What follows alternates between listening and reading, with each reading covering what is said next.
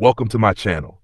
Today we're excited to share the two detective stories of Max Carrados by Ernest Brama, an exciting collection featuring the brilliant and unconventional detective Max Carrados.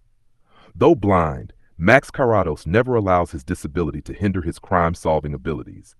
Instead, he relies on his sharp intellect and distinctive perspective to unravel intricate mysteries, uncovering criminals with subtlety and intrigue. In these four captivating stories, you'll see how Carrados uses his exceptional skills to confront dark conspiracies, break through barriers, and serve justice in his own unique way. Prepare to dive into a world full of unexpected twists, hidden clues, and mind-bending deductions, where Max Carrados demonstrates that true vision lies not in the eyes, but in the mind and in the art of keen observation. Chapter 1. The Coin of Dionysius. The clock struck 8. Outside, the rain battered the streets, cloaking the city in a cold, wet shroud. For most businesses, it was a dead hour, but in the dim-lit shop of Baxter's Coin Emporium, a small, niche establishment catering to the few and the wealthy, the lights still burned bright. Inside, the proprietor, Mr. Baxter, sat with a glass of whiskey, his attention absorbed by the latest issue of the Pall Mall Gazette. The silence was broken by the soft chime of the doorbell. Mr. Baxter set his paper down with a sigh, bracing himself for the arrival of the night's visitor. His face softened, adopting the air of someone expecting a distinguished guest. But when he saw who had entered, the expression vanished, replaced by polite indifference. "Mr. Baxter, I believe?" The voice was dry, deliberate, the kind that never raised its pitch. The visitor, tall and slim, brushed the rain from his overcoat and unbuttoned it with the precision of someone used to efficiency. "Mr. Carlyle," Mr. Baxter said, his voice warm but guarded. "Of course, I remember you. 2 years ago, wasn't it? A case I entrusted to you." "Indeed," Carlyle replied with a slight nod. "Inquiry agent," he corrected, a touch of irritation creeping into his voice. "I never was a detective." Baxter smiled faintly. "Quite right. A distinction I've never been quite able to grasp, I admit." His eyes flicked briefly toward the clock. "How may I assist you tonight?" Without answering immediately, Carlyle reached into his coat pocket, extracting a small wash-leather bag. He set it on the counter and gently pulled from it a coin, letting it fall onto the surface with a soft metallic clink. "What can you tell me about this?" he asked, eyes fixed on the dealer. Baxter's practiced gaze fell immediately on the coin, a Sicilian Tetradrachm. He had seen hundreds like it over the years, but this one, something about it felt different. "It's a tetradrachm of Dionysius," he replied after a moment, though his voice was less certain than before. "An authentic one, no doubt. It's the kind of thing a collector would fight over." "Yes," Carlyle murmured, "I know all that. What I need to know is whether it's genuine." Baxter's eyebrows rose. "You doubt it?" Carlyle glanced over his shoulder, ensuring they were alone, before lowering his voice. "Circumstances raised a suspicion. That's all." The coin dealer examined it again, this time under a magnifying glass, his fingers steady despite the heavy weight of the moment. He held it with the care of someone who understood the potential consequences of a wrong judgment. "This is genuine," he said at last. "I'd stake my reputation on it, but you're asking me something else, aren't you?" Carlyle's jaw tightened. "I need to know if it's really genuine. No guesses, no assumptions. I need certainty. An arrest hangs on it." Baxter's pulse quickened at the mention of an arrest. His business was hardly one to attract criminal activity, and yet the shadows of the night seemed to deepen as he looked back at the coin, then up at Carlyle's tense, impatient face. "You know," Baxter said slowly, his voice lowering, "this is out of my realm. If you'd come to me with a Saxon penny or a medieval noble, I'd have no hesitation. But classical coins, it's a bit of a stretch." Carlyle's eyes darkened, and he withdrew the coin, returning it to the bag with more force than necessary. "I had hoped otherwise," he said flatly. "You were my last hope, Baxter." Baxter glanced toward the back office, where his appointment with an American millionaire, a collector of all things obscure, was still awaiting. He couldn't shake the sense that this moment might be something more, something darker. "There's always the British Museum," Baxter suggested, but Carlyle was already shaking his head, the desperation evident in his features. "Can you guarantee anyone there will be able to help me tonight?" Carlyle asked, frustration creeping into his voice. "Tonight?" Baxter chuckled. Not likely. You might find an expert in the morning, but now, he shrugged, the only expert you'll find at this hour is me. Carlyle, pacing, shot him a glance. That's no help. I can't wait until morning. I need an answer tonight. This coin, he paused, locking eyes with Baxter. It's the key. You must know someone, some dealer who deals in these rare coins. Baxter hesitated. He could sense the gravity of the situation, the weight pressing down on his usual indifference. There's a man, he said finally, leaning forward. He's reclusive, lives in a flat on the other side of town, takes his work seriously, doesn't like attention. But if anyone could tell you what you need to know, it's him. His name's Vortigern. Carlyle's pulse skipped at the name. Vortigern, he repeated, committing it to memory. Where can I find him? Tonight's a bad time, Baxter said, then added with a cryptic smile. But if you're as desperate as you look, I can give you a note. It'll open doors. Carlyle's eyes narrowed. Make it quick, while the dealer moved toward the back office, his expression unreadable as he wrote the note. Carlyle's impatience simmered beneath his composed exterior, but when Baxter returned and handed him the small piece of paper, his relief was palpable. Don't thank me just yet, Baxter warned, his voice colder now. I don't know who you'll be dealing with once you reach Vortigern. People like him, they don't play by the rules. I don't care, Carlyle replied, the urgency in his voice unmistakable. I'll take my chances. With a final glance at Baxter's shop, Carlyle turned and disappeared into the stormy night. Bless my soul, Mr. Carlyle. I couldn't distinguish one of those men outside their domain of expertise, said Mr. Baxter, his eyes narrowing as he scrutinized his visitor. For all I know, they might live in Park Lane or Petticoat Lane, and there aren't as many experts as you seem to imagine. The two best, if you can get them, would probably quarrel like cats over a scrap of fish. You've dealt with expert witnesses, I presume? I don't need a witness, replied Carlyle, his voice sharp with purpose. There's no court case involved. I need an authoritative pronouncement, one I can act on without hesitation.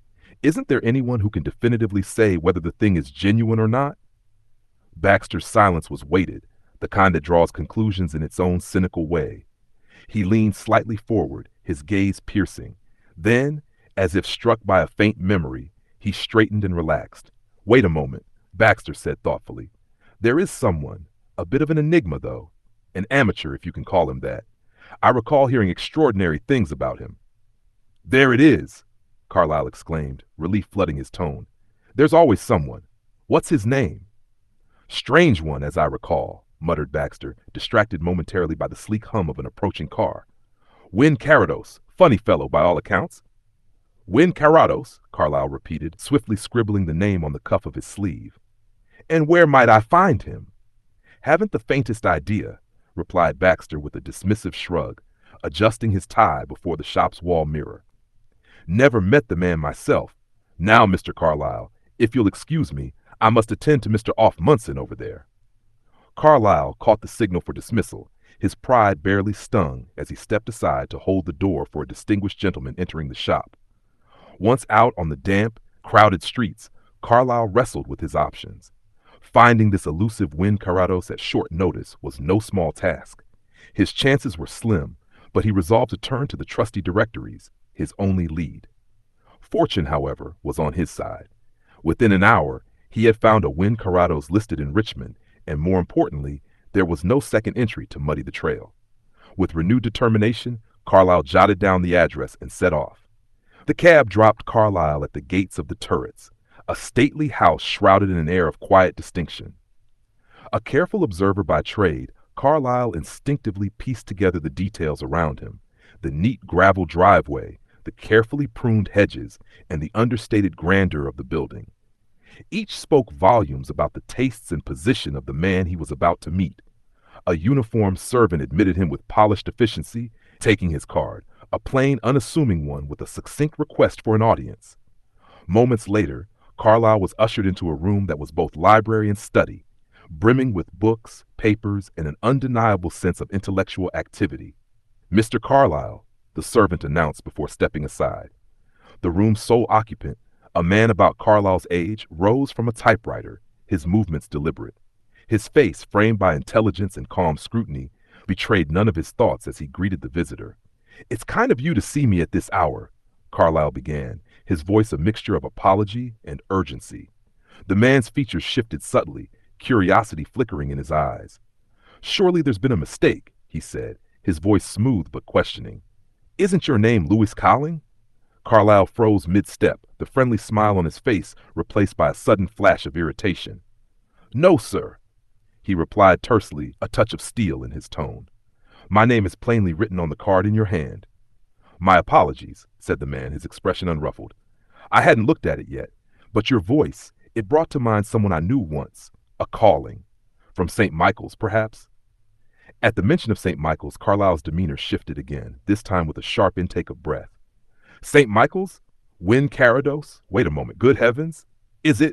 Are you Max Wynne? Old winning Wynne?" Carrados allowed a faint smile to curve his lips, a quiet acknowledgement of the name from the past. "A little older and a little heavier, yes," Carrados replied, his voice steady but carrying the weight of time. "But I've changed my name, you see." "Extraordinary," said his visitor, dropping into a chair and fixing his gaze on Carrados with an intensity that seemed almost accusing. "I've changed more than just my name, old man. How did you recognize me?" Carrados smiled, the expression enigmatic. "It was the voice," he said softly. "It brought me right back to that little smoke-scarred attic of yours, where we—" "My God," Carlyle interrupted, his voice laced with bitterness. "Don't remind me of those days." His eyes swept the well-furnished, tastefully appointed room, and a flicker of envy passed over his face. "At least you seem fairly comfortable, Wynne." "I am," Carrados answered, his tone almost placid in its acceptance of the situation. "I'm alternately envied and pitied, but yes, I'm comfortable." "Envied, I understand. But why pity?" Carlyle asked, leaning forward, his eyebrows drawn in confusion. "Because I'm blind," came the quiet reply. "Blind," Carlyle repeated, disbelief flooding his voice. He blinked several times as though he could not quite reconcile the idea. "Do you mean literally blind?" "Yes," Carrados confirmed without hesitation, his voice steady, almost detached. "It happened about 12 years ago while I was riding along a bridle path with a friend. He was ahead of me. A twig sprang back. It happened so easily. Just a little flick to the eye, nothing worth worrying about. But that's how it started." "And that blinded you?" Carrados nodded, his face unchanging. "Amaurosis, a slow, insidious blindness that crept up on me." Carlyle's expression was one of incredulity. "I can hardly believe it. You seem so confident, so self-reliant. Your eyes, they're full of life. There's expression there, quieter perhaps, but still so much there. I believe you were typing when I came in. Am I being deceived?" Carrados chuckled softly, a fleeting smile playing on his lips. "You miss the dog and the stick, don't you?" he asked. "No, Louis, it's true. I'm blind." "An awful affliction," Carlyle said, shaking his head sympathetically. "You were always so impulsive, reckless even, never quiet, never still. I can't imagine how much you must miss." Carrados raised a hand, cutting him off with an unexpected calmness. "Has anyone else recognized you?" he asked, his voice taking on a slight edge of curiosity. "Ah," Carlyle replied, a wry smile tugging at his lips. "That was the voice, you said." "Yes," Carrados agreed, "but other people heard it too. The difference is, I had no self-assured eyes to be deceived by." "That's a strange way of putting it," Carlyle said, his tone shifting to a more defensive one. "Are your ears ever deceived, may I ask?" "Not now," Carrados answered without a flicker of hesitation. "Nor my fingers, nor any of my other senses. They have to look out for themselves now." Well, Carlyle murmured, suddenly aware that his earlier sympathy had fallen flat. "I suppose I'm glad you take it so well. Of course, if you find it advantageous to be blind, old man." He stopped, his face turning crimson as he realized the clumsiness of his words. "I beg your pardon," he added stiffly. Carrados tilted his head slightly, the faintest of smiles still present. "Not an advantage, perhaps," he mused, his voice thoughtful. "But there are compensations. A new world to explore, new perceptions, new powers awakening, strange experiences, strange awareness. It's as though I'm living in a fourth dimension. But why do you apologize, Louis?" Carlyle's shoulders sagged as he glanced around the room. I'm an ex-solicitor, struck off for falsifying a trust account," he confessed, his words heavy with the weight of shame. He rose from the chair, his movements stiff. "I've never spoken of it to anyone before." "Sit down, Louis," Carrados said smoothly, his voice calm, even soothing. The chair beneath you, the roof over your head, all the comforts you so kindly mentioned, those are the direct result of falsifying a trust account. But do I call you Mr. Carlyle because of that? Certainly not, Lewis. Carlyle froze, his back stiffening. I didn't falsify the account, he said, his voice sharp with indignation. But why am I even telling you all this? I've never told anyone before. Blindness has a way of inviting confidence, Carrados said, almost as if to himself. When you lose your sight, human rivalry vanishes. You're no longer part of the game. Besides, why shouldn't you share it? In my case, the account was falsified. That's all nonsense, Max, Carlyle replied, a half-smile tugging at his lips, though his eyes remained troubled. But I do appreciate your motive. Carrados waved a hand dismissively. Practically everything I own was left to me by an American cousin. He made his fortune through a clever conspiracy, doctoring crop reports and profiting from them. But I needn't remind you that the receiver is just as guilty as the thief. Twice as safe, Carlyle muttered under his breath. I know a thing or two about that. Max, do you know what my business is? Enlighten me, Carrados replied. I run a private inquiry agency now, Carlyle said, his voice betraying a hint of pride. After losing my legal career, I had to do something to survive. I dropped my old name, changed my appearance, and opened an office. I've got a retired Scotland Yard man handling the field work. I know the law inside out. Excellent, Carrados exclaimed. Do you unearth many murders? Not many, Carlyle admitted. Most of our cases are more conventional. Divorces, defalcations, that sort of thing. Such a pity, Carrados sighed, his expression thoughtful. You know, Louis, I always had a secret ambition to be a detective myself. Lately, I've even thought that perhaps, with the right circumstances, I could still do something about it. Does that make you smile? Well, certainly, the concept. Yes, the concept of a blind detective, the blind tracking the alert. Indeed, as you say, certain faculties are no doubt heightened, Mr. Carlyle hastily added, his tone thoughtful, though touched with skepticism. But seriously, with the exception of an artist, I can't imagine a man more utterly dependent on his eyes. Carrados's genial expression betrayed no sign of dissent. For a full minute, he remained in silence, puffing on his cigar, as though he was drawing pleasure from the swirling blue smoke that filled the air, as though the visual pleasure was his for the taking. He had already placed before Carlyle a box containing cigars of an exclusive brand, one that the other man both cherished and could never seem to acquire. And the calm, almost uncanny way Carrados had brought the box and placed it precisely in front of him caused a flicker of doubt to cross Carlyle's mind. You used to be quite fond of art yourself, Louis, Carrados said after a pause, his tone soft but deliberate. What do you think of my latest acquisition, the bronze lion over there? He nodded toward a display cabinet. Carlyle's eyes darted about the room. Not that cabinet, Carrados added quickly. The one to your left. For a brief moment, Carlyle studied his host with a look of quiet suspicion, but Carrados's expression remained serenely placid.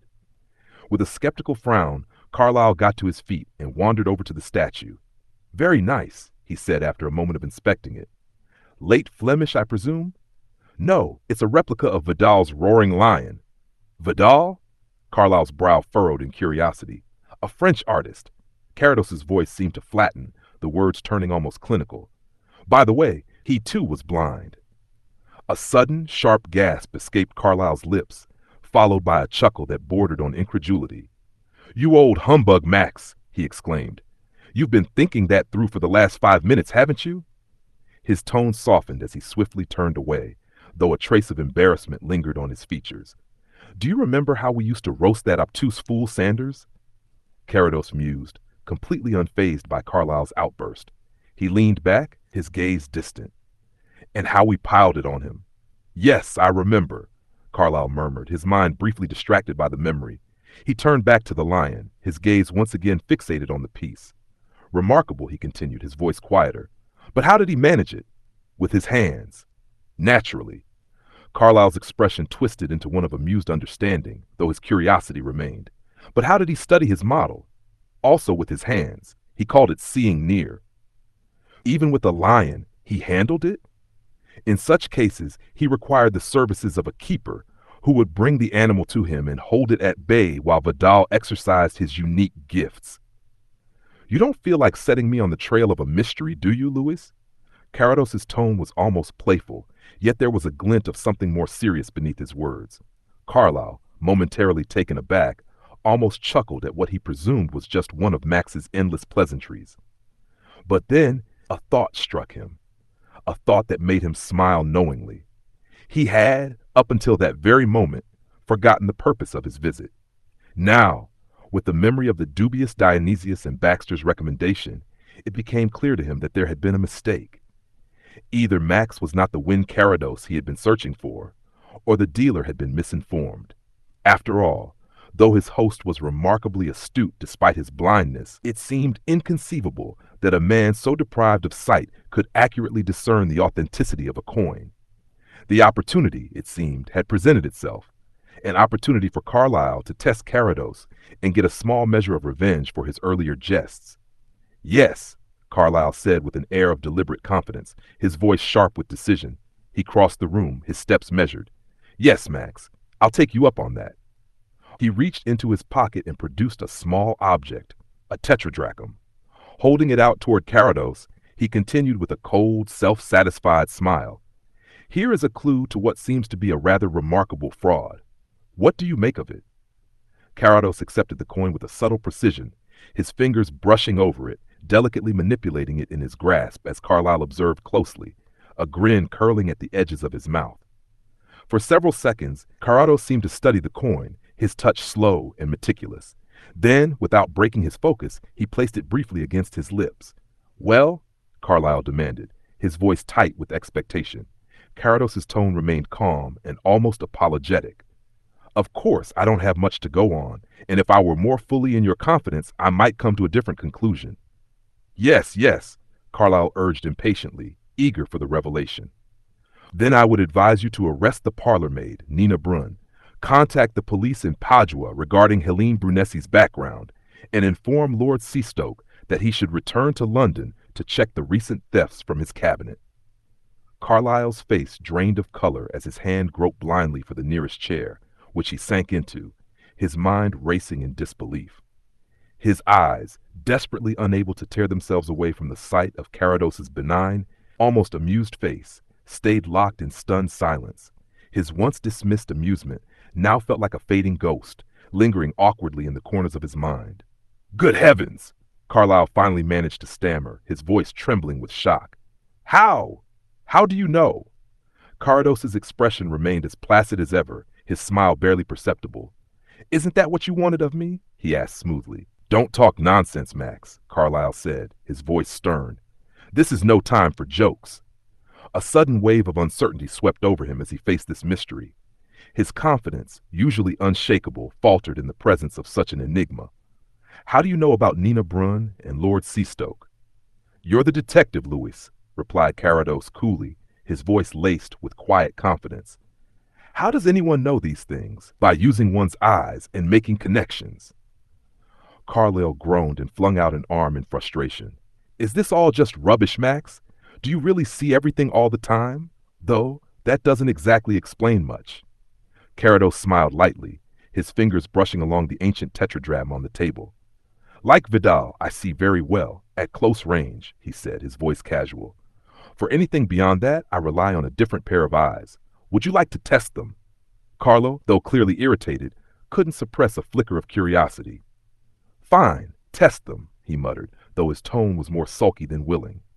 He resented feeling so ineffective, especially in his own domain. Carrados motioned toward the door. "The bell's just behind you. Parkinson will be here any moment. Watch him while he's in." A moment later, the man who had admitted Carlyle to the house appeared. It was Parkinson, the ever-dutiful servant. "Parkinson, this is Mr. Carlyle," Carrados introduced smoothly as the man entered. "Remember him for the future." Parkinson's eyes swept over Carlyle with a swift, almost apologetic glance, his gaze so fleeting it felt like he had delicately dusted the visitor with his look. "I'll make sure to do so, sir," Parkinson murmured, turning back toward his employer. "I'll be home whenever Mr. Carlyle calls," Carrados added with finality. "That will be all." "Very well, sir." Once the door closed behind Parkinson, Carrados turned back to Carlyle, his expression sharp and focused. "Now, Louis, You've just had the perfect opportunity to observe Parkinson. What do you think of him?" "In what way?" Carlyle asked, still baffled by the whole exercise. "As a man, describe him to me," Carrados pressed. "I am blind, after all. I haven't seen my own servant in 12 years. What can you tell me about him?" "I know what you asked, Max," Carlyle sighed, irritated by the seemingly trivial task. "But Parkinson is the type of man who's simply ordinary. There's nothing remarkable about him." Carrados raised an eyebrow. "Go on." "About average height," Carlyle began, scratching his head as he struggled to put his thoughts into words. 5'9", I suppose, clean-shaven, medium brown hair, no distinguishing features, really. Dark eyes, good teeth, I suppose. Carrados interrupted with a smirk. "False," he remarked, his tone dry. "The teeth aren't real." Carlyle grimaced, feeling the sting of being one-upped. "Perhaps, but I'm not exactly a dentist, Max. I didn't inspect Parkinson's mouth. What's your point?" Carrados leaned forward, his smile widening. "Clothes? How did he dress?" "Standard valet attire," Carlyle answered impatiently. "Nothing to write home about. The usual evening dress. It's a uniform, really. Hardly any room for variation." Carrados, clearly unfazed, pressed on. "So nothing distinctive at all about Parkinson?" "Well, he wore a broad gold ring on his little finger," Carlyle offered. "That was a bit unusual, I suppose." "But removable," Carrados pointed out.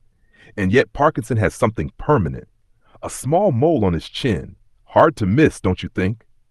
Carlyle squirmed under the light-hearted criticism, although he knew Carrados meant it affectionately. "At least I can give a description of Parkinson just as well as he could of me." Carrados chuckled softly, enjoying the banter. "That's what we'll see. Ring the bell again." "Seriously?" Carlyle raised an eyebrow, still doubtful. "Quite," Carrados replied with a gleam in his eye. "I'm testing my eyes against yours. If I can't score at least 50 out of 100, I'll give up on this whole detective business forever." "Well, it's not exactly the same," Carlyle protested, but he obediently rang the bell. Parkinson appeared moments later, and Carrados waved him inside. "Come in and close the door, Parkinson," he said. "Don't look at Mr. Carlyle. Actually, it's better if you face away from him. Now, describe to me his appearance as you observed it." Parkinson, his voice full of deference, complied. "Mr. Carlyle, sir, wears patent leather boots, size 7, barely worn. 5 buttons, though the 3rd button on the left boot is missing, leaving only threads, not the usual metal fastener. His trousers are a dark fabric with a faint gray line. They're turned up at the bottoms, quite muddy tonight, if I may say so." "Very muddy indeed," Carlyle interjected, his tone slightly amused. "It's a wet night, Parkinson." Carrados leaned back in his chair, his expression pleased. "Now, Lewis," he said with a smile, "would you like to try again?" "Yes, sir. Dreadful weather indeed," Parkinson murmured, his voice tinged with a subtle urgency. "If I may, sir, I shall attend to your coat in the hall. The mud is dry now, I observe." His hands, efficient and meticulous, brushed at the fabric with practiced care.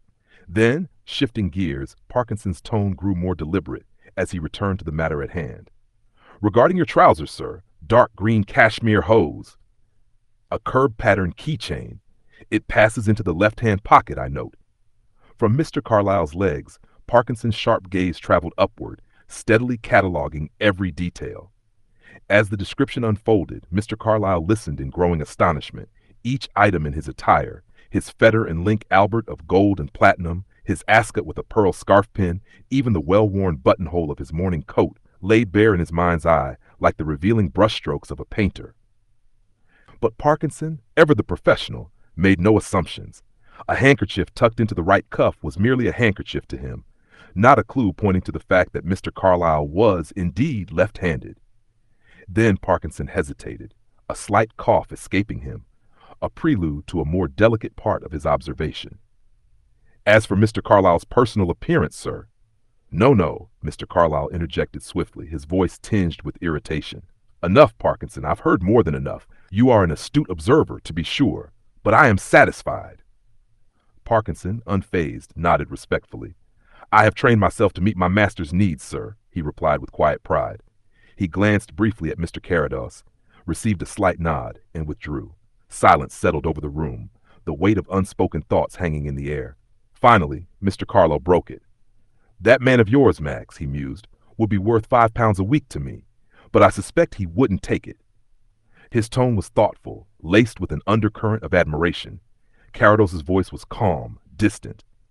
I don't think he would either. He suits me quite well, you see.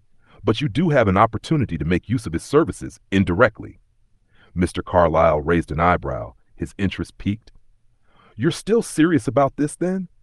Carrados met his gaze without flinching. I notice a certain chronic skepticism in you, Lewis. It's almost painful, to be honest. Is there something inherently comical about me, or is it the atmosphere of this place? No, no, Mr. Carlyle replied, his voice laced with a knowing smile. It's not that. It's simply something about this place. The turrets. There's a sort of prosperity here. And prosperity, Max, often points to the improbable. Now, what is it? Carrados took a deep breath, his voice softening into something far more serious. It might seem like a whim, but it's more than that. It's vanity, ennui, and his voice faltered slightly as he continued. Partly, it's hope. Mr. Carlyle, sensing the change, chose not to press further. He leaned back slightly, eyeing his host with new understanding. Those are three rather reasonable motives, he conceded. I'll play along, Max, but only on one condition. Carrados looked intrigued. And that condition is? That you tell me how you knew so much about all of this, Carlyle replied, tapping the silver coin resting on the table before them. I'm not one to be easily taken aback, you know. Carrados smirked, but there was no hint of levity in his voice. You really don't believe that it was all second sight, do you? Carlyle shot him a skeptical look. No, I don't. Carrados nodded in acknowledgement, his tone turning almost rueful. You're right, of course, but it's a simple enough story, in truth. Mr. Carlyle sat forward, eager for the truth. Listen closely, Carrados began, his voice taking on a deeper weight. In Padua, which is once again becoming infamous as the birthplace of counterfeit antiques, there lives a craftsman by the name of Pietro Stelli. His skills are unmatched in certain circles. His forgeries of Greek and Roman coins are nearly perfect. Carlyle's brow furrowed as Carrados paused for effect. As a collector and expert in these matters, Carrados continued, I've been familiar with Stelli's work for years. Recently, however, he has fallen under the influence of a man named Dampierre, a notorious international criminal. Dampierre saw the potential for Stelli's talent to create something far more profitable. Enter Helene Brunesi, who, in her private life, is Madame Dampierre. Carlyle absorbed the information quietly, but his curiosity was evident. Dampierre's scheme, Carrados said, was simple yet audacious. He planned to infiltrate the most prestigious cabinets of Europe, replacing the rare coins with Stelli's forgeries. Once those rare coins had been swapped, they could be sold, the fraud concealed until long after the damage was done. Helene, posing as an unassuming French parlor maid named Nina Brunn, was to help gain access to these collections and make the exchange. Carlyle's eyes widened as the pieces began to fall into place. Helene's work was remarkably effective, and soon she was employed by me as a housekeeper here. But it was my unfortunate blindness that became a twist of fate in this scheme. I couldn't be deceived by her angelic looks. She had to rely on other methods. But one day, while handling my favorite Euclidea's coin, I noticed something strange. It had an unfamiliar texture, a subtle, almost imperceptible trace of wax pressed into it. That, Lewis, set me on the path of discovery. Carlyle's expression turned thoughtful. Helene, in her innocence, feigned a telegram from her dying mother and took a leave of absence. I knew it was a ruse, and I moved quickly to secure the rest of my collection in a safe deposit box. Very interesting, Mr. Carlyle murmured, now fully engaged in the tale. But what does all of this have to do with Nina Brunn and the forgery? Carrados smiled grimly. Set your mind at ease, Lewis. The coin is indeed a forgery, and one only Stelli could have crafted. That's the crux of the matter. And the private detective who arrived with a tetradrachm in his pocket? He's part of the story, too. A clever accessory to the fraud, no doubt, but not the key. It was simple observation, Louis. Nothing more. And Lord Seastoke? Carlyle's voice was sharp with anticipation. I presume you somehow stumbled upon the fact that Nina Brunn had gone there? No, I can't say I discovered that, the speaker replied, a slight unease creeping into his voice. Had I known, I would have warned him immediately when I found out, only recently, about the gang. In fact, the last I heard of Lord Seastoke was from a brief mention in yesterday's Morning Post stating he was still in Cairo. But there are many pieces. He trailed off, absently running his finger across the ornate chariot race decorating the reverse of the coin.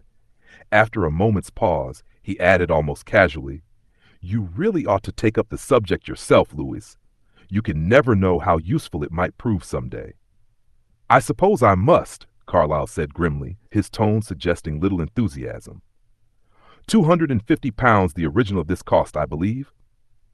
A bargain, I'd say. It could easily fetch £500 in New York today. As I was saying, many of these pieces are literally unique. This gem by Kimon.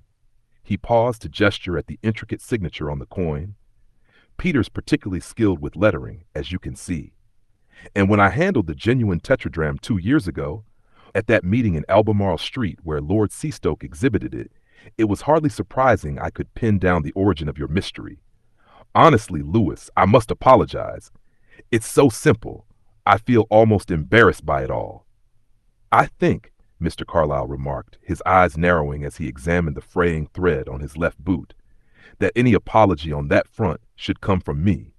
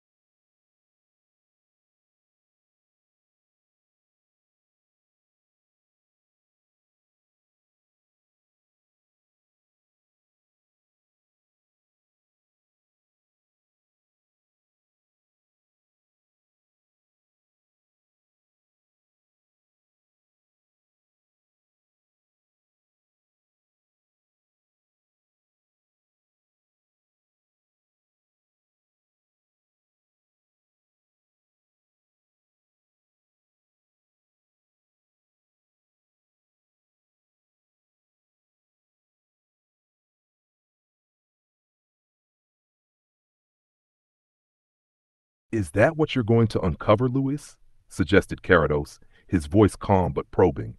That's precisely what I'm paid to uncover, admitted Mr. Carlyle, his tone unexpectedly blunt.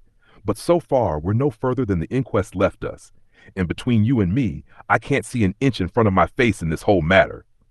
Nor can I, Carrados said, offering a half smile that suggested he wasn't troubled by their shared uncertainty. But never mind. Your client is the engine driver, I assume? Yes, Carlyle responded, with a touch of hesitation. But how on earth did you know? Carrados leaned back, his face unreadable. Let's say your sympathies are clearly with him. The jury seemed inclined to exonerate the signalman, didn't they? What's the company done with your man? Both of them are suspended, Carlyle replied, his voice tinged with frustration. Hutchins, the driver, has heard rumors that they might assign him to manage a station lavatory. It's enough to crush a man. Hutchins is decent, straightforward, blunt even, but his heart is in his work. Right now, he's at his worst, bitter, resentful, and full of suspicion. The idea of mopping floors and taking pennies for the rest of his days, it poisons him. Naturally, Carrados said, nodding slowly, as though considering the larger picture. So, there we have it. Honest Hutchins. A taciturn man, maybe a little touchy, but loyal, worn by the years spent in the service of the company. He's devoted to his engine. Number 5 and 38, wasn't it? How did you know that? Carlyle demanded, startled. That number wasn't mentioned in the inquest. It was mentioned a few times, Louis, Carrados replied mildly, with an air of casual knowledge. You'd be surprised how often things stick when you listen carefully. Ah, Carlyle muttered, growing uneasy. Of course. You and your memory. Carrados smiled faintly. You can generally trust a blind man's memory, especially when he's made the effort to sharpen it. Carlyle scowled slightly, then continued. Well, as you might recall, Hutchins didn't make the best impression at the inquest. He was surly, irritable, and didn't handle the pressure well. I need you to help me look at this from all angles. Ah, yes, the famous outburst. He called the signalman Meade. A lying young dog, didn't he? What of Meade, then? What kind of man is he? I've seen him, Carrados said, a faint distaste in his tone. Glib, ingratiating, and disturbingly oily. He answers before you even finish asking the question, as though he's already rehearsed every possible scenario. He always seems to be one step ahead. Carlyle shifted uneasily, leaning forward. I think there's something you're getting at, isn't there? Carrados's lips quirked into the faintest of smiles. Let's see, Louis. You've uncovered something, haven't you? Carlyle hesitated, then spoke slowly, almost reluctantly.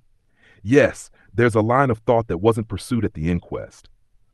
Hutchins, despite his gruff demeanor, has been a thrifty man all his life.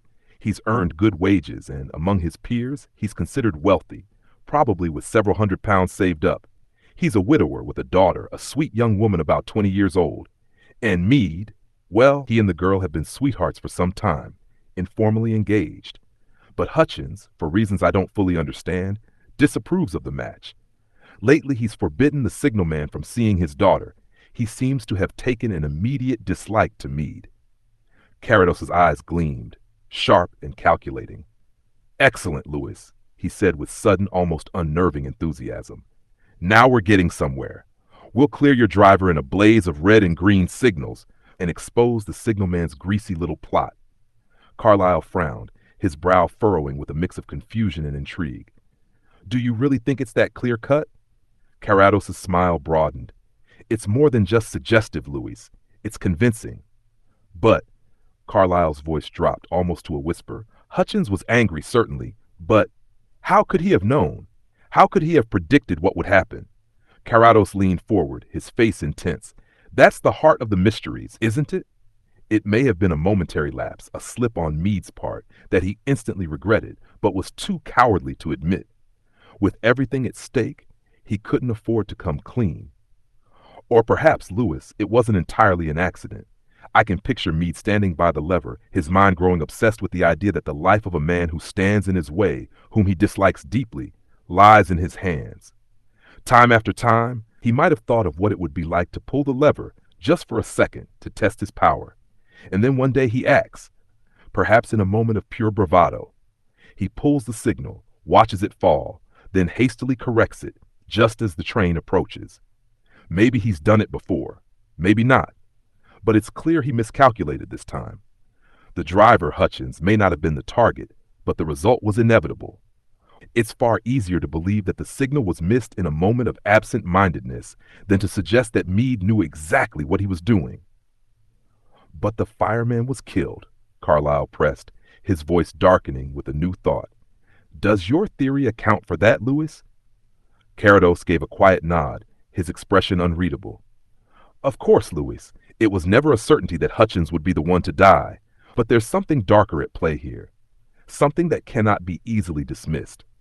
We'll know soon enough whether the truth shines through or whether the signal man will continue to hide behind his carefully constructed lies. No, said Carlyle, his voice low but firm. The fireman is a complication, yes, but if you consider it from Meade's perspective, whether he's made a tragic error or committed an unforgivable crime, it boils down to this. First, the fireman could be dead. Second, he might never notice the signal at all. And third, regardless of what happens, he will stand by his driver, and that is where the jury's verdict will be swayed. Carrados sat back in his chair, his face passive, his eyes blind and ever still, focused somewhere far beyond the room. He was lost in thought, but his mind was as sharp as ever, reflecting on every word. It's not an implausible theory, he mused quietly. 99 men out of 100 would dismiss it outright. People don't do these things, they'd say. But you and I, those who've seen enough to know, understand that sometimes people do. If not, then we wouldn't have the mystery of so many unsolved crimes. What have you discovered so far? Carlyle's response was in his eyes, the faint flicker of uncertainty betraying his professional calm. You're always one step ahead, Max, he confessed. What more was there for me to do? Still, one must earn their keep. I've conducted a thorough investigation among the staff, discreetly, of course. Perhaps one of them knows something more, held back by loyalty, bitterness, or perhaps even professional rivalry. But nothing came of it. I also considered the unlikely chance that some passerby might have seen the signal, forgotten its significance at the time, but later remembered a detail that might crack this wide open. I scoured the line myself. But right opposite the signal, there's nothing but a high blank wall on one side and houses on the other. Below the scullery, the signal is entirely hidden from view. There's no way anyone could have seen it from the road or from any window. Carrados chuckled softly, his smile laced with friendly derision. Poor Luis, you were at your wit's end, weren't you? I admit it, Carlyle said with a rueful smile. And now that you know the depths of the problem, I hardly think you're eager to waste your time on it. That would be hardly fair, wouldn't it? Carrados responded, his voice calm, yet infused with an edge of determination. No, Luis, I'll take over your honest old driver, your young, greasy signalman, and your damn signal that can't be seen from anywhere. Carlyle's brow furrowed, but he pressed on. Remember, Max, that while the signal itself can't be seen from the box, if anything had gone wrong with the mechanism, or if someone had tampered with the arm, the automatic indicator would have immediately told me that the green light was showing. I've gone over the technical details myself, thoroughly. Carrados nodded gravely, his mind racing as he absorbed the information. I'll need to do the same, he murmured, almost to himself. Carlyle's voice interrupted his reverie. If there's anything else you need, Max, perhaps I can save you some time. You might not have to go over all the details yourself. Carrados paused, a curious glint in his blind eyes as he turned toward Carlyle. Actually, he said slowly, I would like to know if anyone who lives in the houses bordering the line, did anyone come of age or get married on the 26th of November? Carlyle raised an eyebrow, a flicker of confusion crossing his face. I really don't know, Max, he replied. What on earth could that have to do with it? Carrados smiled faintly, the memory of past cases flickering across his mind. The only explanation for the Pont Saint-Lin swing bridge disaster of '75 was the reflection of a green Bengal light on a cottage window. Carlyle's indulgent smile softened the moment, but he couldn't help but shake his head. Max, you mustn't let your encyclopedic memory of obscure incidents cloud your judgment, he said with a touch of wisdom. In most cases, the simplest explanation is the correct one. The difficulty here, as always, is proving it. Now, you'd like to meet these men? Carrados gave a slow nod. I'd like to meet Hutchins first. Yes. They both live in Holloway. Should I ask Hutchins to come here tomorrow? Carlyle offered. Carrados shook his head, a trace of amusement in his tone. Tomorrow I have some business with my brokers. I'm afraid my schedule might be full. Quite right, Carlyle agreed. You mustn't neglect your own affairs for this. Experiment. I would prefer to visit Hutchins at his home, Carrados added. Now, Louis, enough of your honest old driver for one evening. I have a magnificent piece by Eumenes that I want to show you. Today is Tuesday. Come for dinner on Sunday, and then feel free to pour scorn on my lack of success. That's one way to phrase it, Carlyle remarked with a smile. All right, I'll see you then. 2 hours later, Carrados was once again in his study, apparently idle, though anyone who knew him would see the quiet concentration in his demeanor. His tranquil face gave away nothing, his eyes staring blankly ahead, lost in thought. His mind, however, was far from idle. Occasionally he smiled to himself, or even laughed softly, but for the most part he remained still. A soft glow from the dozen electric lights filled the room, as bright as daylight. At length Carrados rose from his chair and rang the bell. Parkinson, I suppose Mr. Greatorex isn't still here? I think not, sir, but I'll check, the man replied. Never mind. Carrados said, Bring me the last 2 files of the Times, please. When Parkinson returned, Carrados turned to him. Open the earliest one. What's the date? November 2nd, sir. That'll do. Look in the money market section. It'll be in the supplement. Go down the columns until you reach British Railways. I have it, sir. Good. Now read the closing price and the change. Central and Suburban, 66.5 to 67.5, fall 1/8. Preferred Ordinary, 81 to 81.5, no change. Deferred Ordinary, 27.5 to 27.75, fall 1/4. That's all, sir. Now take the next paper, a week later. Read only the deferred. 27 to 27.25, no change, another week. 29.5 to 30, rise 5/8, and another. 31.5 to 32 could rise 1. Very good. Now November 27th. 31.7/8 to 32.75, rise 1/2. Yes, the next day. 24.5 to 23.5, fall 9. Exactly, Parkinson. There had been an accident. Yes, sir. A very unpleasant accident. Jane knows a person whose sister's young man has a cousin who had his arm torn off in it. Torn off at the socket, she says. It really makes it feel personal, doesn't it, sir? Carrados paused, his face unreadable. That will be all. Stay, look in the first money column of the paper you have and see if there's any reference to the Central and Suburban. Yes, sir. I found it, sir. Best. The City and Suburbans, which had recently recovered from the dip in their fortunes following the projected extension of the motor bus service, had begun to creep back toward the safety of abandonment. With impressive traffic returns backing them, it seemed like the scheme was doomed to fail. Then, the tragic accident on Thursday night struck with devastating force, and the consequences were immediate. The deferred stocks, once rising steadily, plunged by 11 points. Rumors of a potential dividend, once a glimmer of hope, now appeared to be nothing but fantasy. That's all for now, Mr. Carrados said, his voice cold like steel on a summer night. Take the papers back, Parkinson, and let this be a lesson. Never invest your hard-earned savings in speculative railway deferreds. Parkinson nodded mutely, collecting the papers and tucking them under his arm. Yes, sir, he said, his voice tinged with the regret of a man burned by the flames of his own ambitions. I'll do my best to remember that. He lingered for a moment, casting a final glance at Carrados before speaking again. If I may say so, sir, I've been eyeing a small block of cottage property at Acton. But with the way things are going, even cottage properties seem vulnerable to the whims of legislation these days. The next day, Mr. Carrados found himself in the city, completing his business with his brokers in swift, deliberate fashion. He likely finished sooner than expected, for after leaving the austere confines of Austin Friars, he headed directly to Holloway. There he found Hutchins sitting sullenly by his kitchen fire.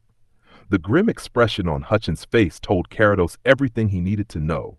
Knowing the public attention his luxurious car would attract, Carrados dismissed it several blocks away, opting instead for the almost imperceptible guidance of Parkinson's arm to lead him the rest of the way. At the door, Hutchins' daughter appeared, and with a knowing glance, she assessed the situation. Here is a gentleman to see you, father, she said softly. Hutchins looked up, his eyes narrowing in irritation. Then why don't you take him into the parlor? He grumbled, his voice rough from years of hard work and unspoken grievances. Yet, there was something in his tone that suggested he'd been drinking earlier. It's good enough for anyone. I don't think the gentleman would be impressed by the difference between the parlor and the kitchen, she replied with a hint of playfulness. And it's warmer here. Hutchins scowled, his pride stung by his daughter's words.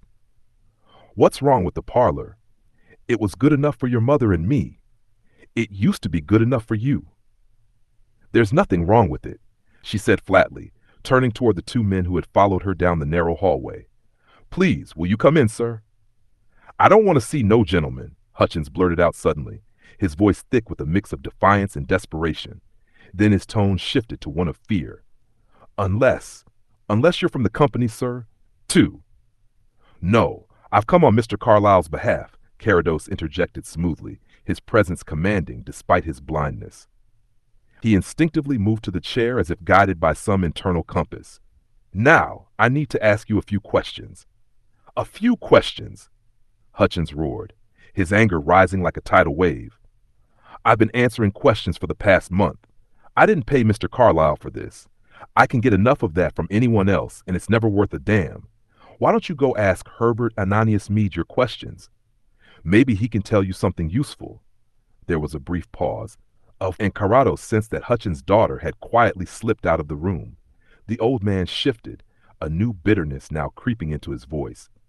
You saw that, didn't you? He demanded, his anger suddenly turning to hurt. You saw my daughter, my own flesh and blood, all I've done for her all her life. Carrados was silent for a moment. No, he said softly, I didn't see her. Hutchins blinked in surprise. What you mean you didn't see her? You're looking right at me, talking like you see me.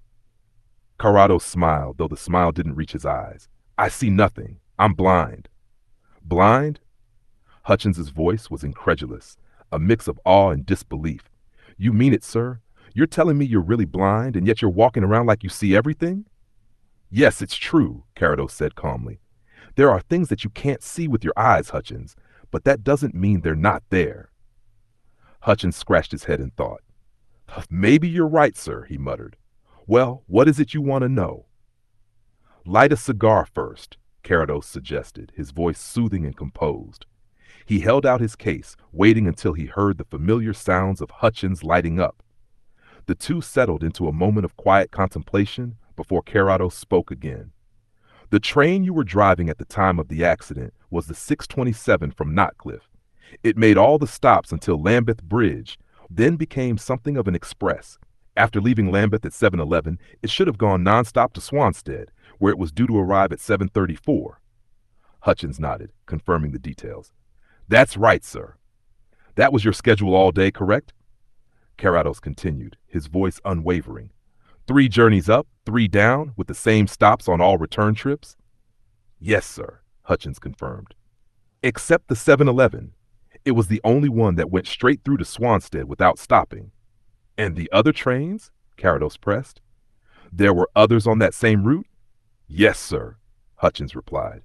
About 6 others, all making the same journey.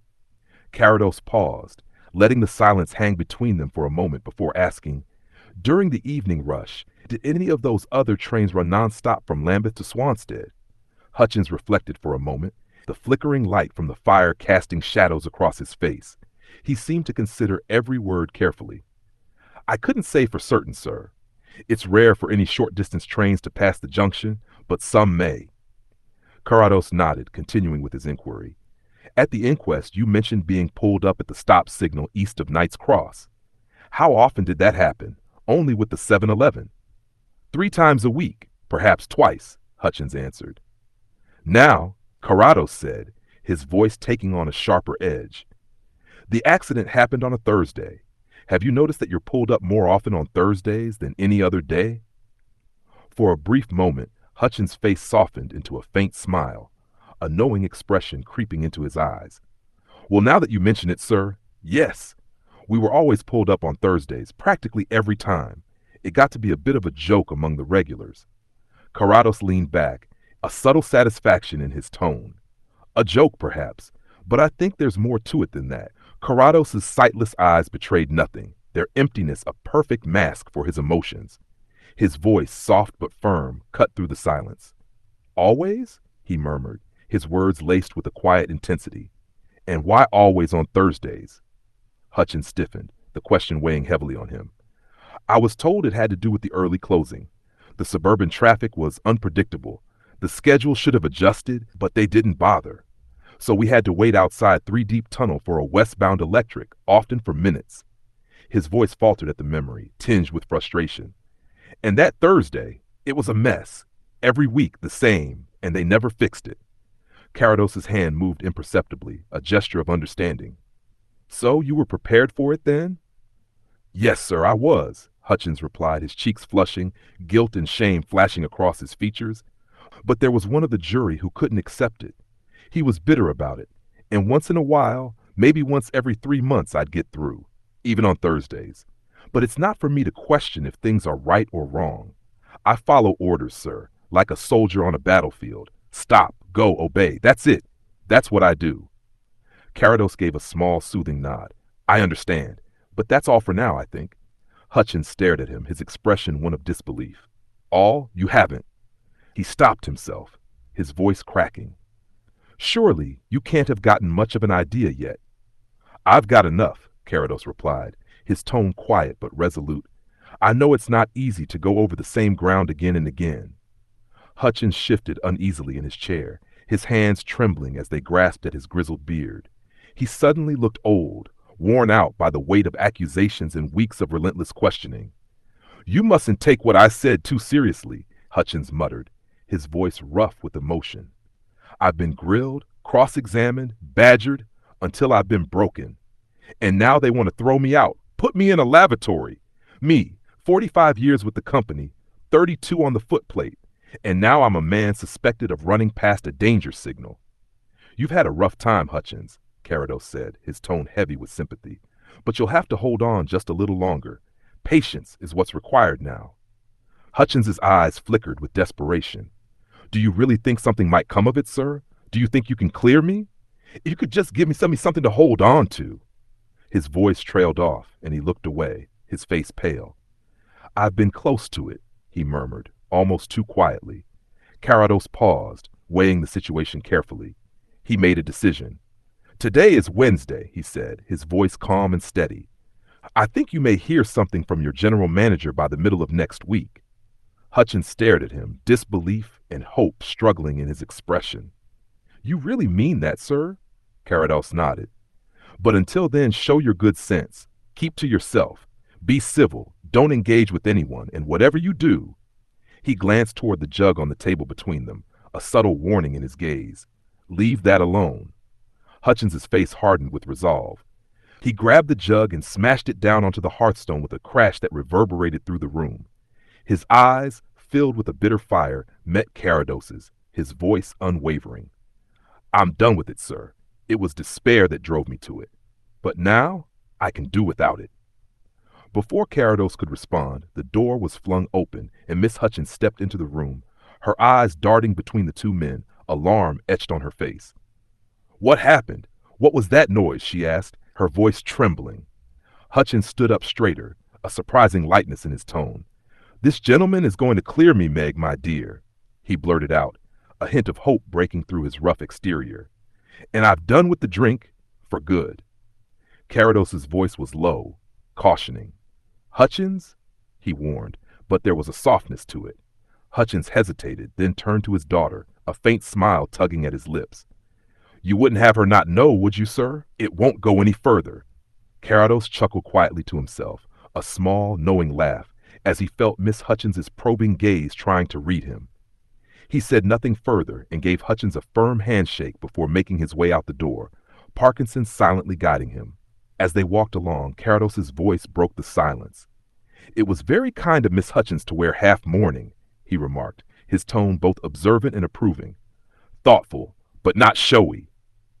Yes, sir, Parkinson agreed, no longer surprised by his master's uncanny ability to notice the smallest details. And the Romans, Parkinson, Carrados continued as they passed by a hoarding, they said gold carries no smell. Pity sometimes. His eyes lingered on a poster ahead. What did Miss Hutchins wear? Jewelry? Very little, sir. A simple gold brooch in the shape of a merry thought and a smooth gunmetal watch, Parkinson answered, his voice thoughtful. Nothing extravagant? Carrados pressed, his voice soft but sharp with curiosity. No, sir. Quite fitting for a young lady of her position. Exactly what I would have expected.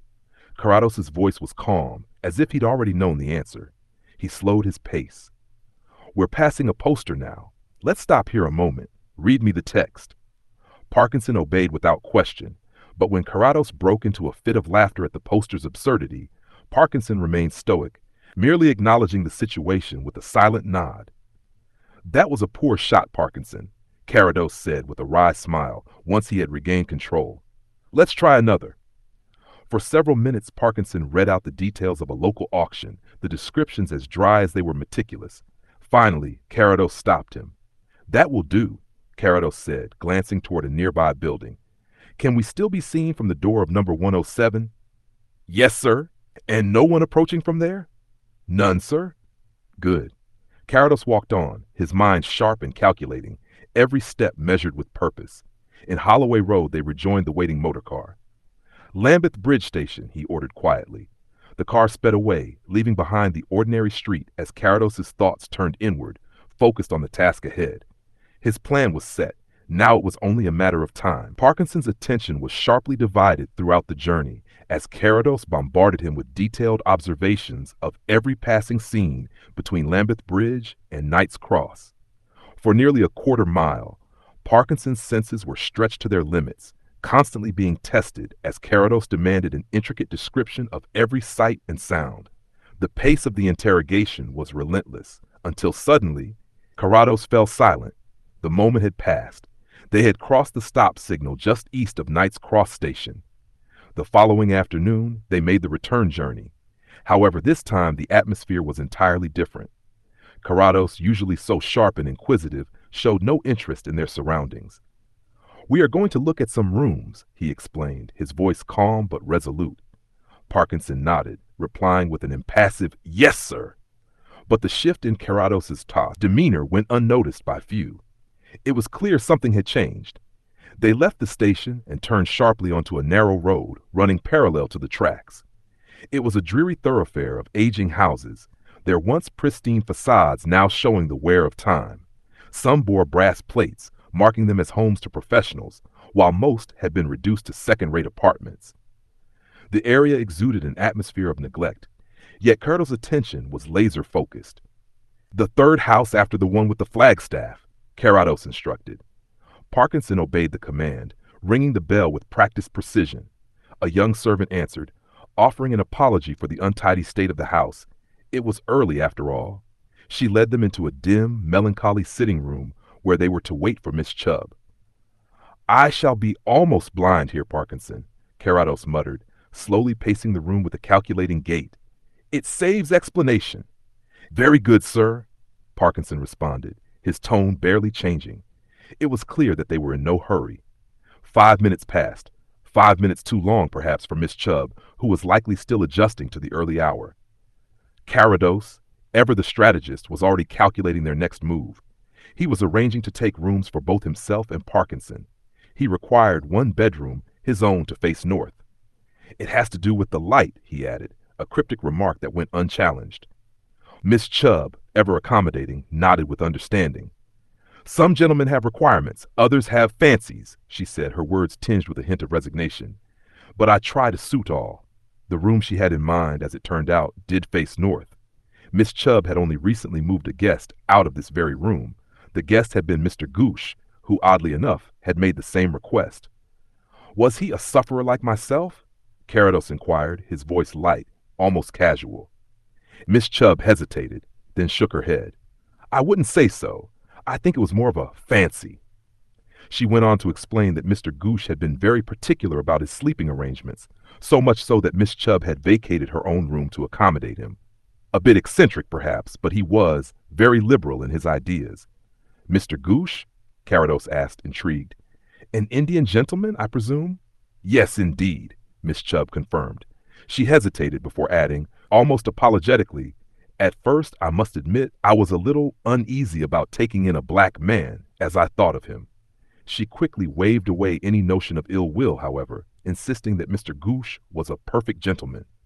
5 minutes later, Carrados had extracted a full account of Mr. Gooch's habits and lifestyle, his arrival and departure dates, his solitary nature, and his evening routines. Parkinson, ever silent, absorbed the information without comment. This, Miss Chubb said, motioning to a modest room on the first floor, would be the best bedroom. It was a fair-sized room, but the view left much to be desired. The window looked out onto the roof of an outbuilding, with only the railway cutting beyond. Across from the window stood the dead wall Mr. Carlyle had mentioned. Carrados began to look around, his methodical gaze probing every corner of the room. It was a process that often unnerved those around him. "I need a little daily exercise," Carrados remarked, as he walked toward the window and gently ran his hand over the woodwork. "You won't mind if I fix a developer here, Miss Chubb? Just a few small screws?" "Not at all, sir," Miss Chubb assured him, though there was a hint of bewilderment in her tone. "If it helps you, of course." Carrados was lost in his thoughts, measuring with precision. "If there's enough width," he muttered, sizing up the upright critically. "Do you happen to have a wooden foot rule?" Miss Chubb's response was swift. "Well, to be sure." She scurried through the drawers before finally producing the required tool. "When we did out this room after Mr. Gooch, we found this very ruler among the things he left behind. Is this what you need?" Carrados took the ruler and without ceremony measured the upright, his touch careful and deliberate. 4 7/8, he murmured to himself. "Perfect." Miss Chubb, eager to please, was almost too willing to oblige. "I hope it will do, sir." "Admirably," Carrados said, barely acknowledging her. "But I'm not done yet, Miss Chubb." "No, sir?" she asked, now eager to satisfy whatever peculiar need he might have. "I require light," Carrados explained, though his voice remained detached. "But not just any light. Gas won't do. Do you think you could find me an oil lamp?" "Certainly, sir," Miss Chubb replied. "I have a nice brass lamp that Mr. Gooch used. He preferred it for reading in the evenings." "How convenient," Carrados remarked, his mind racing.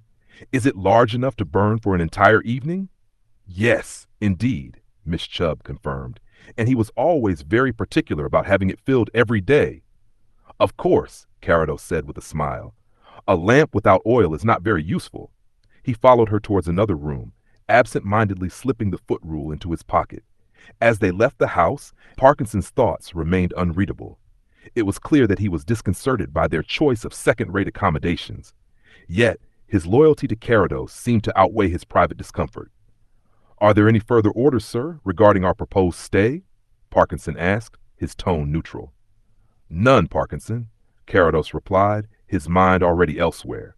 "We must be content with our current quarters." Parkinson hesitated before speaking up again. "I understand you had intended to stay for a week, sir." "I'm afraid Miss Chubb may be under the same impression," Carrados replied, his voice tinged with a quiet finality. "Unforeseen circumstances will prevent us from staying.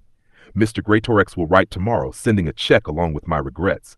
I'll also include a penny for this ruler, which I seem to have acquired."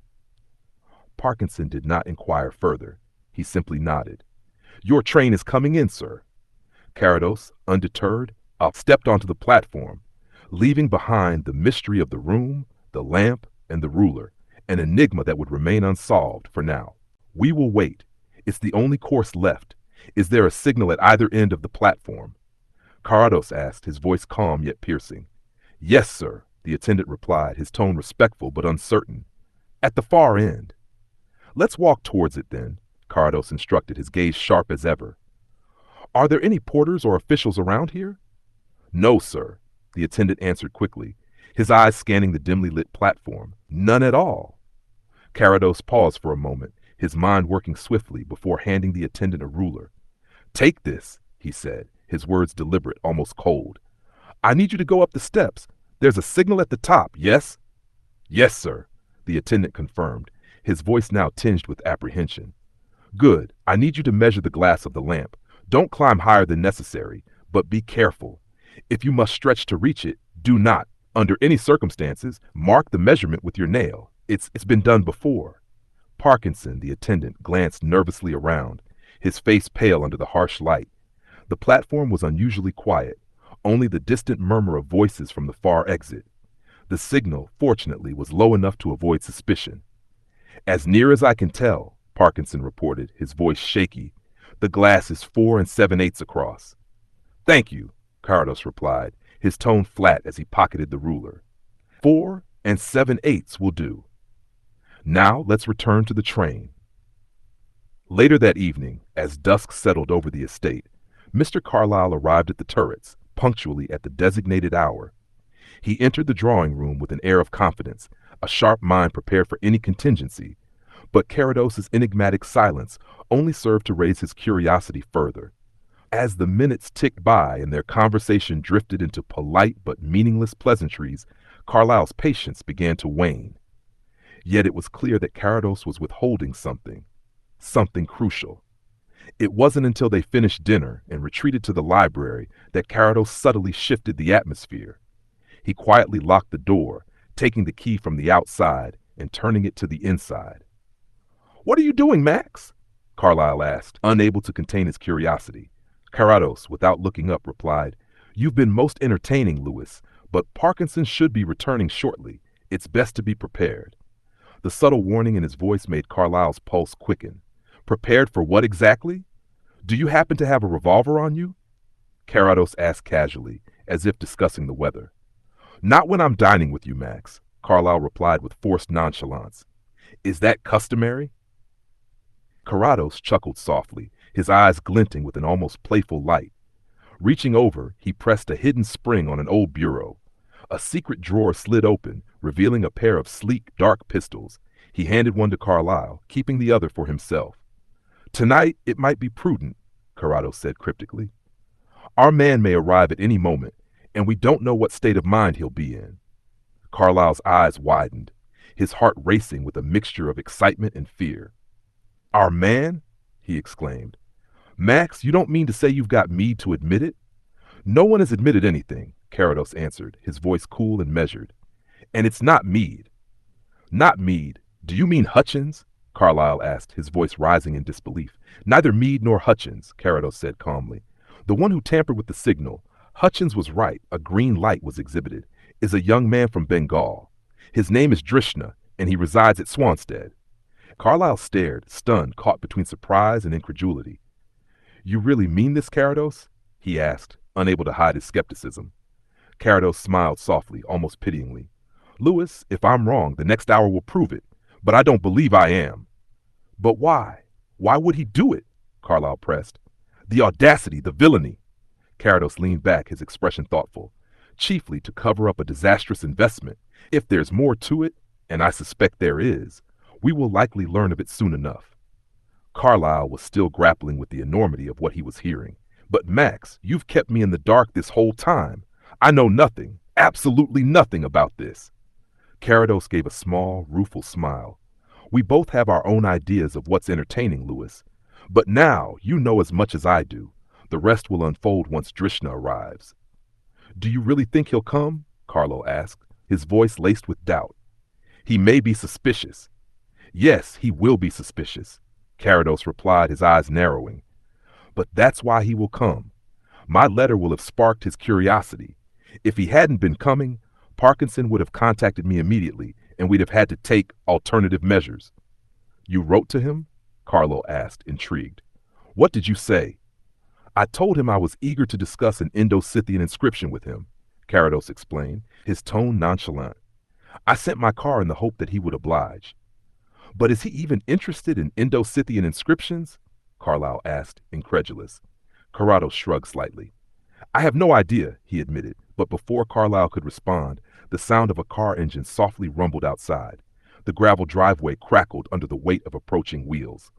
Carlyle shot to his feet, his eyes darting to the window. "By God, Max, you're right," he whispered, peering out. "There's a man coming up the drive." "Mr. Drishna," Parkinson announced a moment later, his voice stiff with formality.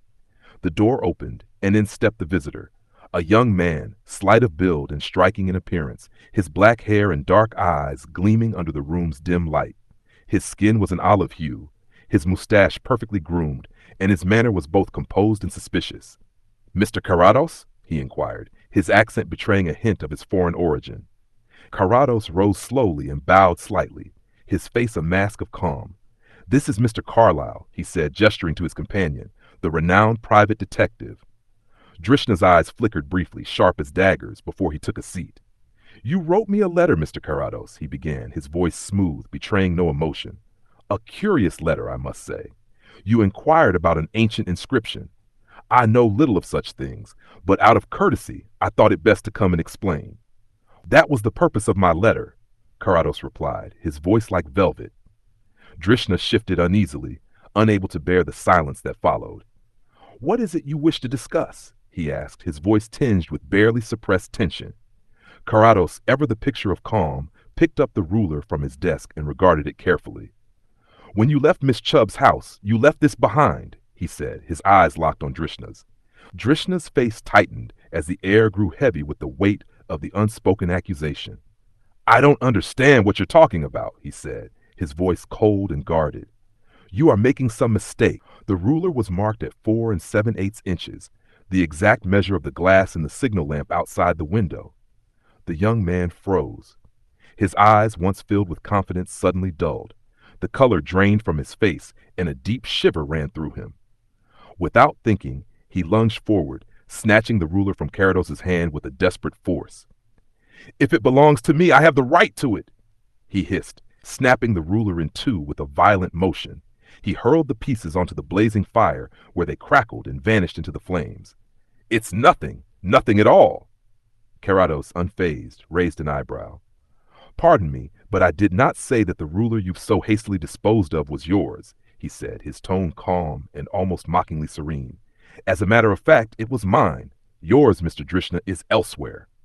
Drishna's breath quickened, his eyes flashing with a feverish intensity. Wherever it is, you have no right to it if it's mine, he panted, his voice rising. You are a thief, Mr. Carrados, a common thief. His words stung, the accusation hanging in the air like a heavy cloud. I will not stay here a moment longer. With that, he stood abruptly, spinning toward the door. But Carrados's voice stopped him in his tracks, smooth and measured. One moment, Mr. Drishna, Carrados interjected, his voice silky but firm. It would be a shame, after you've come so far, to leave without hearing of my investigations in the vicinity of Shaftesbury Avenue. Drishna faltered, his hand still on the door. Reluctantly, he sat back down, though his posture was rigid, a look of disdain curling his lip. As you wish, he muttered, but his words held no conviction. It doesn't interest me. Carrados's voice grew more assured as he continued.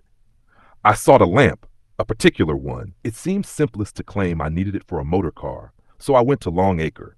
I asked around, and at the first shop I said, wasn't it here that a friend of mine, an Indian gentleman, recently had a lamp made with a green glass, nearly 5 inches in diameter? No, it wasn't there, Carrados went on, but they could make one for me. At the next shop, the same story, and the next, until finally my persistence paid off. I tracked down the maker, and when I ordered another lamp, I acquired all the details I needed. It surprised them, the shopman told me. Green as a danger color in parts of India, and that's why tail lamps had to shine with green light. The man, no doubt, would recognize his customer if he ever saw him again, someone who paid in advance and gave no address. Carrados paused and looked directly at Drishna. Do I interest you, Mr. Drishna? Drishna, indifferent at first, stifled a yawn, though a flicker of recognition crossed his face. Do I? He retorted. Does it look as though I care? Carrados smirked but said nothing. Then, with perfect timing, he added, I must apologize for my unfortunate blindness. Drishna's indifference snapped away like brittle glass at the sound of those words. His face hardened, his fingers twitching slightly. Blind? He asked, his voice now laced with incredulity. Do you mean truly blind? You cannot even see me? Carrados's tone darkened with quiet irony. Alas, no. I cannot see you, Mr. Drishna. Suddenly, Drishna's right hand withdrew from his coat pocket. In one fluid motion, he flung a heavy revolver onto the table, its cold metal gleaming ominously between them. I have had you covered the entire time, Mr. Carrados, Drishna said, his voice heavy with tragic triumph. If I had chosen, either you or your friend would have met your end the moment you tried to stop me. His eyes glinted with bitter pride. But what is the point of defying fate? We are all destined to fulfill our role, are we not? A heavy silence hung in the room before Drishna spoke again, his words softer now, filled with a quiet melancholy. A month ago, I sought the counsel of one of our seers, hoping to understand the course of certain events. She told me, "You need not fear human eyes." Then she added, "But when the sightless sees the unseen, make your peace with Yama." I thought she spoke of the afterlife, of course. Carlyle, unable to remain silent any longer, snapped, "This sounds like an admission of guilt." Drishna smiled sadly, a wry expression on his face. "Yes, it is an admission," he replied with surprising calm. "Fate has woven its threads, and I must bow to them. But isn't it a fitting irony? A blind man, the instrument of destiny's decree. I doubt, Mr. Carlyle, that gifted with your eyes could have ever brought this result about." Carlyle's face flushed with outrage. "You cold-blooded young scoundrel," he spat. "Do you even realize the lives you've destroyed? The innocent people you've condemned to die?" Drishna's eyes darkened, his face hardening as he retorted, "Do you realize, Mr. Carlyle, that you and your government, your soldiers, are responsible for the deaths of thousands of innocent men and women every day in my country? If England were occupied by the Germans, with their soldiers and officials plundering the land, leaving nothing but ruin and suffering in their wake, would you not rise up as a patriot, just as I have? What Boadicea did to the Romans, what Samson did to the Philistines, so have I done. If they were heroes, then so am I." Carlyle's face contorted in disbelief. "Well, I never," he exclaimed. "Boadicea was a semi-legendary figure, a historical curiosity. And Samson, he was a biblical character. You, Mr. Drishna, have been treated as a friend." Drishna's voice trembled with fury, his eyes blazing with sudden, unrestrained passion. "And haven't I been mocked and sneered at every day of my life here? Your men, with their superiority, their petty insults, they disdain me as if I am nothing but a savage. How I've longed to strike back, to destroy this arrogant nation in one fell swoop, just as Caligula might have dreamed. I loathe you, every one of you, Mr. Carlyle, with a hatred that you can never understand. You and your complacent hypocrisy." Carrados, ever the impartial observer, calmly interjected, "I think we may be straying a bit from the matter at hand, Mr. Drishna. Unless I am mistaken, you are not so ungallant as to include everyone in this disdain, are you?" Drishna paused, his anger momentarily subdued, his gaze shifting toward the floor as his voice softened. "Ah, no," he said almost sadly. "As much as I hate your men, I cannot help but love your women. How can it be that a nation is so divided? Your men are dull, arrogant. Your women, however, are bright, sensitive, and capable of understanding." Carrados raised an eyebrow. "But perhaps just a little expensive at times," he suggested, a knowing smile playing at his lips. Drishna sighed, his gaze distant. "Yes," he admitted. "It's almost unbelievable, isn't it? Their generosity, so large, so noble. But it comes at a price. My allowance was not enough. I borrowed money, and the interest soon became unbearable. Bankruptcy wasn't an option. If I left England, my people would recall me. As much as I hate this place, I could not leave." Carrados leaned in, his voice steady. "Connected to the Arcady Theater?" Drishna's eyes widened. "You know about that?" he asked, his tone cautionary. "Let us not bring up her name. It was my downfall. To restore my fortunes, I turned to the stock exchange. I knew the Central and Suburban shares were about to fall. I sold heavily, but alas, fate was not on my side. The shares didn't fall, they went up, and now I'm in deeper than ever. Adverse forces were closing in, and whispers began to spread like wildfire. Desperation clawed at me. I could not tolerate the mounting pressure of the settlement any longer, and in a moment of hopelessness, I found myself entangled in a dangerous scheme. I was forced, through sheer necessity, to temporarily handle securities that were not mine. Securities I knew I had no right to." "Embezzlement, sir," Mr. Carlyle commented, his voice a sharp, ice-cold whisper. "But what is embezzlement compared to the scale of wholesale murder?" I shot back, my voice trembling. "That is precisely what it is called," he replied. "In your case, though, it was never meant to be permanent. But alas, the rise continued unchecked. Then, one evening, as if fate itself had intervened, I found myself returning to Swanstead much earlier than usual. The train was halted at a signal, and we were forced to wait for another to pass. It was there, in that cramped carriage, that a conversation unfolded. A casual discussion that would change everything. One man with an eerie calmness suggested that an accident was inevitable, that it was only a matter of time before something catastrophic happened. In that fleeting moment, a flash of inspiration struck me. I knew what had to be done. A terrible accident, a tragedy, and the market would plummet. My position would be saved. I believe Mr. Carrados already knows the rest of the story, I added, the weight of the confession pressing down on me. Mr. Carlyle turned to Mr. Carrados, his eyes burning with urgency. Max, he said, his voice thick with emotion, is there any reason why you shouldn't immediately send for a police officer and have this monster arrested on his own confession? Why delay? Drishna, sitting across from us, nodded solemnly. Please do so, Mr. Carrados, he said, his voice steady but laced with resignation. I will certainly face the hangman's noose, but mark my words, the speech I shall deliver will echo across the length of India. My memory will be enshrined as that of a martyr, and the cause of my motherland will only be hastened by my sacrifice. Carrados, however, was unmoved. And what will be the cost of that sacrifice, Mr. Drishna? He asked, his voice cool and calculating. Do you truly think it will inspire revolution and change? What it will do, I fear, is ignite chaos, riots, bloodshed, the deaths of innocent police officers, and worse. Is that what you want? Drishna's gaze met Carrados's, calm and unwavering. How do you intend to stop it then? He asked, his voice smooth, almost mocking. Carrados's hand shifted, his fingers closing around something cold and hard resting on the table between them. Without a word, he pushed the weapon toward Drishna. The tension in the room thickened.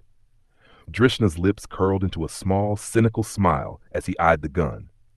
Ah, he said, his voice dripping with sarcasm. So you want me to shoot myself, to silence me, to spare you the public spectacle of a trial. You want me to withhold the truth, the very truth that could expose you, and bury it all beneath the weight of my death.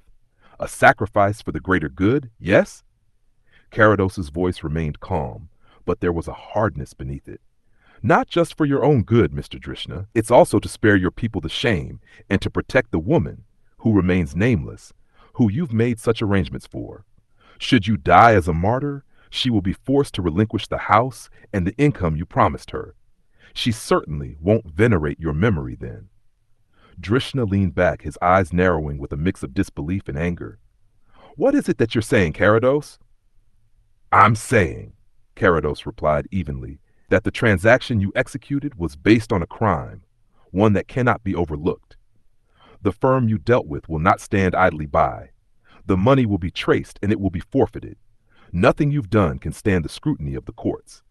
Mr. Carlyle, now seething with indignation, turned sharply toward Carrados. Max, he cried, you're not seriously going to let this scoundrel cheat the gallows, are you?